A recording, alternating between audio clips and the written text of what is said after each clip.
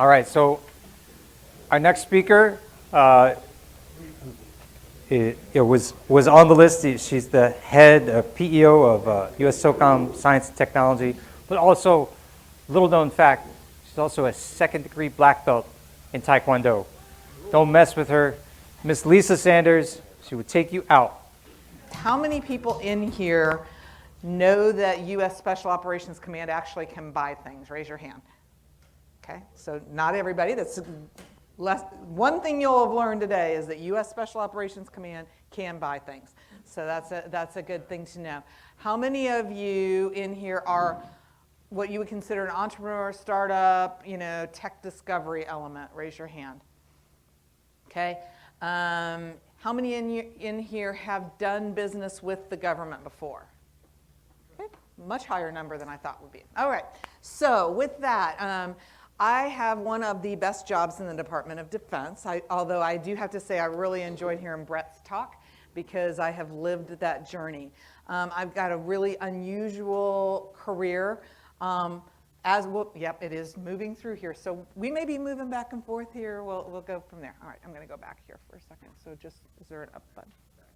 Back arrow? There we go. All right. So I answered an ad in the newspaper to go to work for the Navy in 1987. Which everybody looks at me and goes, really? Nobody ever does that. Well, that was the way my career started.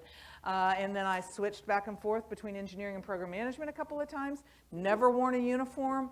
Always supported the military as a civilian. Went through a base closure. Grew up in Indianapolis. Started my career in Indianapolis and then moved to Patuxent River, Maryland, where I then came to support Special Operations Command, converting a Marine V-22 aircraft, which is the one with the funny tilt rotors, to be used for Special Operations Command. It is the first fully functional test airplane, and it is in the museum at Wright-Patt in Dayton, so I'm super proud of that. And in 2010, I actually took a practice interview to go in to be the Deputy of Science and Technology, and lo and behold, they called and offered me the job. Color me shocked, and I've essentially been there since then. So what I am going to talk to you all about is very different from most of what y'all have heard today. I'm really going to talk to you about how do you do business with Special Operations Command. So with that, what is our mission? What do we do within Special Operations Command Science and Technology? I'm trying to be super sensitive of the acronyms because I learned a whole bunch of new acronyms today that I had never heard of. So, and military speak can be particularly bad. I will not read my slides to you. You all are adults.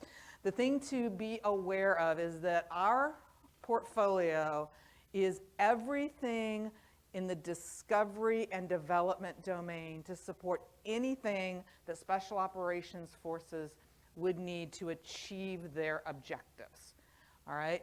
So what makes us unique? What is the Special Operations unique requirements there? It is really about, that's that Special Operations peculiar part. If you ever do business with us, one of the things people will tell you is, thanks for your idea, but that's not SOF unique. That is, so what does that mean? It really is getting after asymmetric advantage that the big services are not doing. So there are a few missions that are specifically designated to Special Operations, but we can also do things that enable us to do those things that the services aren't providing for us.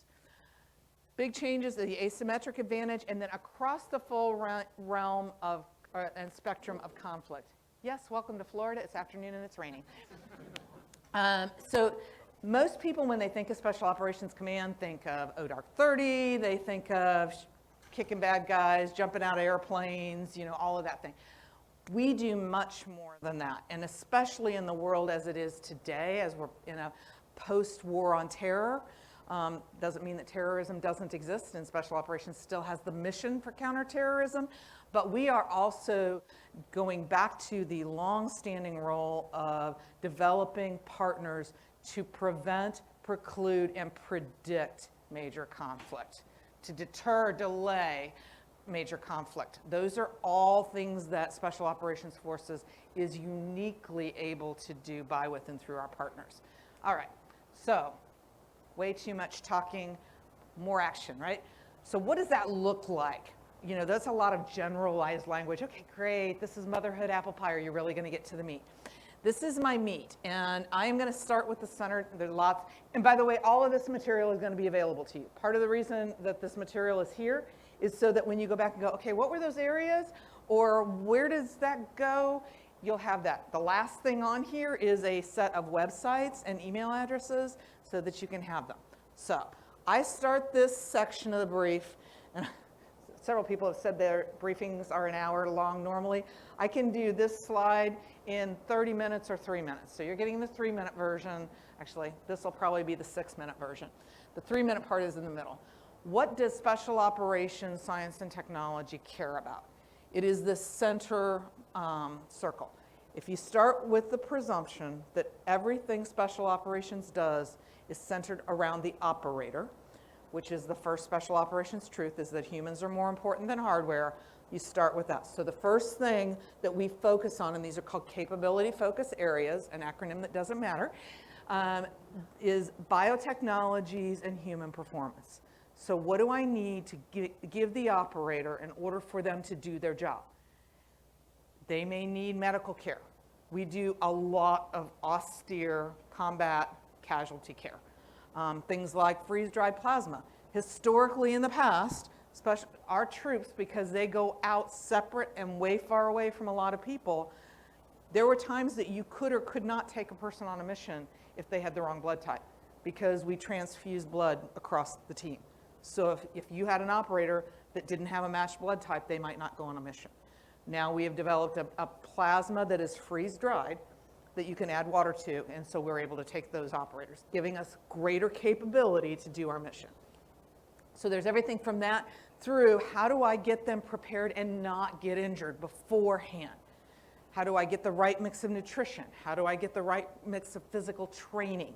How do I predict if the next jump out of that airplane they're going to tear their ACL? All right, so we're doing human performance activities. And then how does the human interface with their system? That's our human portfolio. So the human has to be the center of everything we do, but in order to do that, they need to understand their environment. So the next tick on that clock is situational awareness and what's historically been called for us a great acronym, intelligence, surveillance, and reconnaissance. But what does that look like in a world where it is global and we're about integrated deterrence and we don't have full access to all of that information? All of the data that you all have been talking about very much is a part of, okay, we'll see if this comes back up again. I may just talk, there we go, of next generation situational awareness. So the human needs to understand their environment, and in order to understand that environment, they need to get information in and give information out and process that and turn that into meaningful decision quality information. So the next tick down, if you get down to about the 5 o'clock, is network and data management. So that includes all of the range of communications across the electromagnetic spectrum. It also includes the processing of that information, because we can't say, hey Siri, and go back to the cloud. All right, so we need edge level processing. We also need analytic tools to be able to apply that information in a tactically relevant environment. We were talking a little bit earlier about, you know, if you make the wrong decision on advertising data, somebody just gets an ad that they didn't want, all right? Or you may miss a marketing opportunity to sell some tickets. If we make the wrong decision on data, sometimes the consequences are pretty high. So that network and data management is really, really important. It is a big area of interest for us. But in order to, so now you've got the human, understanding their environment, passing, sharing, processing information, someplace or time. So our next area is mobility and placement and access. And that historically has meant jumping out of airplanes, taking undersea platforms to get to places. But in placement and access in the world of the future and integrated deterrence, maybe a virtual presence. It may be working in the cyber domain and being able to have access to either gain information or have an effect, which is our next area.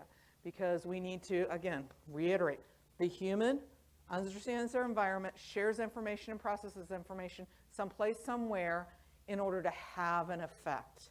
Because we don't do it just for nothing. And sometimes that effect is non-kinetic. It is knowledge. It is sharing information with a partner. Sometimes it is a kinetic effect. It may be using information to change somebody's mind. It may be jamming somebody's discovery, their sensor. So that is much, much different than a guy wearing camouflage, parachuting out and shooting a bad guy. But you can still see how a guy can parachute out and shoot a bad guy in this pathway. Any questions about those areas? You can drive a truck through all of those, okay? It is everything from submarines to satellites, body armor to radios. You name it, we do it, all right? That's the important part to be aware of. So with that much, with the boiling the ocean, how do we do that? We do look at strategic guidance. Up in the upper corner of this is senior, and there's acronym soup here, it is spelled out down below. But the Department of Defense has a National Defense Strategy. Within the National Defense Strategy, it says Special Operations Command is assigned to do X, whatever that X thing is. That is something we consider, all right? The Commander USSOCOM has a vision, and that is tied into our S&T vision. So we use that strategic guidance in order to help us gain an understanding of what's important to us. We also go from the bottom up. We have connection with our user communities all the way down to, the E4 that's on a SEAL team, all the way through our component commanders. We have each of their services, Army, Navy, Air Force, Marines, all have units that do special operations. They all give us bottom-up feedback. I'm S&T. There are programs, official programs in the Department of Defense that are managed out of Special Operations Command. They have roadmaps, and there are gaps in their future roadmaps that they feed me as, hey, I need, as an example, about 8 to 10 years ago, we knew we needed to get back into the undersea domain, and the power and energy for submarines for the SEAL mission weren't capable of meeting their objectives. So we invested in that portfolio in order to meet a tech insertion roadmap. So that is the top and the bottom. Those are the mechanisms that we do that. We develop, we bring it through our transition partners. Sometimes that's soft unique and goes into our programs of record. Sometimes we give it to an Army and Navy and Air Force to buy for us, and they feed it back to our users. Then we also go out and experiment with those technologies. The last thing I want to talk about, and I'll talk about a lot more in the next few slides, is this left side of the bubble. Because if I knew everything, that would be great. I'd be omniscient and I'd be able to figure out exactly which projects I should do, and I would deliver capability and it'd be awesome. But there's an awful lot that we don't know. And so we have this left side Venn diagram is how do we learn what we don't know. What's being done in the technology field, what we should be doing that nobody's thought about yet. Those are all things that I'm going to talk about just in a minute. All right. This is just a little more detail for your reference on those different focus areas that I talked about. There's an exemplar picture of an active program that we have in each of these domains. And for your info, we run about 60 to 70 programs at any given time, spend about $200 million a year. All right. So one of those Venn diagrams that fed the process was our technology enablers. It was one of the circles that I showed there. And so I had a great conversation with these folks about our innovation cycle. And I don't have time to go through all of it, but if you go to the softworks.org webpage, SOFWERX, and there's a link on the back here that you can see, you will see the topics that we do. Think of that as discovery. That's truly discovery. We take a soft-specific problem space. How do I do austere partner communications in an Arctic environment in 2035?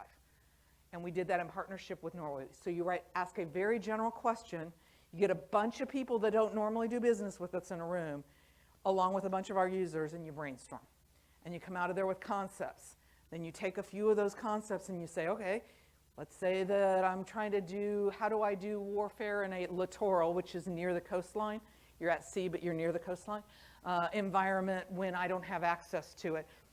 What if I stuck a laser on a shark? And okay, great. Now the next stage, so that's your concept, okay? I mean, this is not, a beautiful thing that you can go buy here, go buy this thing, right? It's a concept. Then the next stage would be, I want to stick a laser on a shark. What kind of laser? How do I control the shark? How deep does it have to dive? How long does it have to last? You deconstruct the systems engineering problem, and you say, okay, what's the state of the market? What's the state of the shelf? So that's stage 2 of that process. Stage 3 of that process says, here's something that I need to explore if it's feasible. And we do technology sprints to demonstrate that concept. So that's the Foundry methodology. Anybody here been to a technical experimentation? I do know that a couple of you have. Anybody else? Nobody else has? If you don't do anything else from this today, first of all, you learned that you can buy, that SOCOM can buy things. And the second thing is, how do you figure out what SOCOM wants to buy? There's a page called Doing Business with SOCOM. And if you go to that, it will give you the link to go to our experimentation domain. So if you have a thing you can touch and feel, not a concept, but a thing, okay? And that thing can be a piece of software, right? But it's something that's at a prototype level.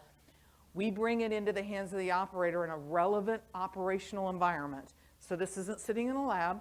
By the way, if it doesn't work without air conditioning or nice clean power, it's probably not a good thing to take out here because we don't get nice clean power. It's dirty, it rains, it's hot.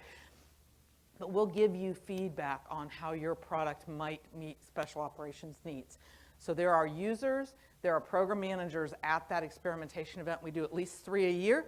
Usually we try to hit at least one over at Avon Park.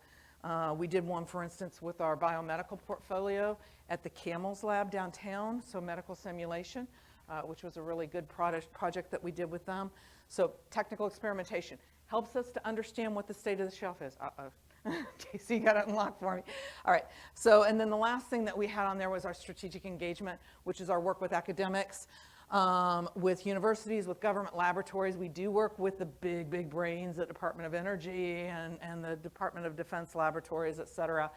We have a partnership with University of South Florida's Applied Engineering Institute, or Institute of Applied Engineering, I never get that straight.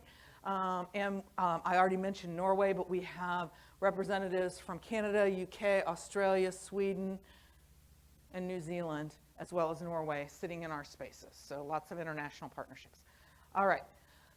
This timeline, I'm not reading through all of this. I mentioned Futures, Innovation Foundry, and experimentation events. Some people ask me what's the difference between the two. I think I've did a pretty good job of concept versus things you can touch and feel and you want to put in a field environment. This is a schedule for the next year of what we have planned for those events. Again, you'll have copies of them, not intended to read it to you. All right. And I mentioned and promised to you that I would give you the links and the ways that you can contact us. That's what this is. For each of the areas, we've got futures. I did not talk at all about Small Business Innovative Technology Research Program. How many of you care about SBIR, know what it is, want to have information about it? Okay. Those of you that didn't raise your hand, if you think you have something that could support the government, and most of you that are industry in here said you were entrepreneur startups, you should care. Most of you that don't care probably don't care because you're like, I don't want to wait for 10 years to get $100,000. It's really not worth my time. Because that can be one of the problems. Or I need a path to transition, not just $1.5 million to give you a report, which tends to be a lot of the baggage that comes with SBIR. USSOCOM has special authority in law that we got put in law. I'm super proud of this. It's the first time I know anybody that's put law in place. And we work through our partner intermediary, SoftWorks, to enable a business-to-business award of small business innovative research funds for the purposes of delivering disruptive capability to our warfighters. Here are our 2 objectives for this program. Number 1, give these contracts to businesses that don't do business with the government, okay? The second one, and in order to do that, we have to be in your innovation cycle time, so we will deliver those capabilities to a production decision and award within 2 years or less. We've been doing this since March 2020. I think I'm going to mess up these numbers. I want to say we've awarded 75 contracts, phase 1s, phase 2s. 50% of eligible phase 2s have awarded phase 3 contracts. Average award time is 16 months to production decision. Fastest is 11. We have not broken 2 years on anything we've done. It's all been less than 2 years. So if you're interested in that, we do that through SoftWorks. You can go to that same SOCOM webpage and SoftWorks webpage, and they will give you the topics. That is the end of my prepared pitch. I'm the last thing between you and the end of the day. I am open to questions, so if anybody has questions.